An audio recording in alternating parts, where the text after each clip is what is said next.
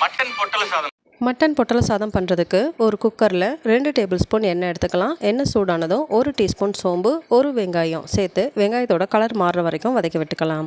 வெங்காயம் colour மாறினதுக்கப்புறமா 2 teaspoon இஞ்சி பூண்டு விழுது ஆட் பண்ணிக்கலாம். இஞ்சி பூண்டோட பச்சை வாடை போனதுக்கப்புறமா 1 தக்காளி மீடியம் சைஸ் கட் பண்ணது சேர்த்து தக்காளி நல்லா மசிகிற வரைக்கும் வதக்கி விட்டுக்கணும். மட்டன் சோறு பண்ணுறதுக்காக 300 கிராம் அளவு மட்டன் எடுத்துருக்கிறேன். தக்காளி நல்லா மசிஞ்சதும் க்ளீன் பண்ண மட்டன் அது கூட ஆட் பண்ணிக்கலாம். கூடவே தேவையான அளவு உப்பு சேர்த்து 1 நிமிஷம் நல்லா வதக்கி விட்டுக்கலாம். அடுத்து இதுக்கு தேவையான மசாலா ரெடி பண்ணிக்கலாம்.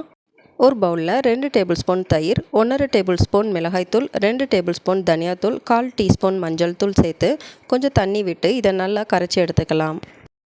இனி இந்த மசாலா மிக்ஸை நம்ம வதக்கிட்டு இருக்கிற மட்டனோட சேர்த்து நல்லா கலந்து விட்டுறலாம்.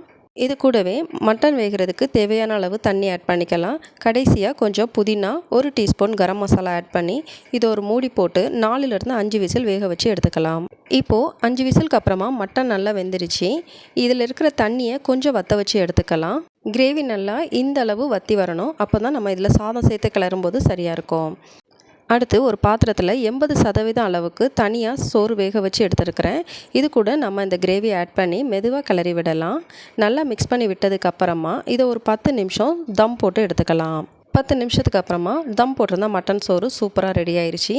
இதை மெதுவாக அடியிலேருந்து எடுத்து விடலாம். அடுத்து பொட்டல சாதம் பண்ணுறதுக்காக இதை ஒரு வாழை இலைக்கு மாற்றலாம். இந்த பொட்டல சாதத்தோட டீட்டெயில்டு ரெசிபி சேனலில் இருக்குது, கண்டிப்பாக செக் பண்ணி பாருங்கள். இப்போது தேவையான அளவு சாதத்தை வாழை இலையில் வச்சக்கப்புறமா ஒரு அவிச்ச முட்டை, வெங்காயம் எல்லாம் சேர்த்து வாழை இலையை நல்லா மடித்து கட்டிட்டு தோசைக்கல்லில் 2 நிமிஷம் 2 பக்கமும் திருப்பி போட்டு எடுத்துக்கலாம். அவ்வளோதான், பொட்டல சாதம் சூப்பராக ரெடி ஆயிடுச்சு.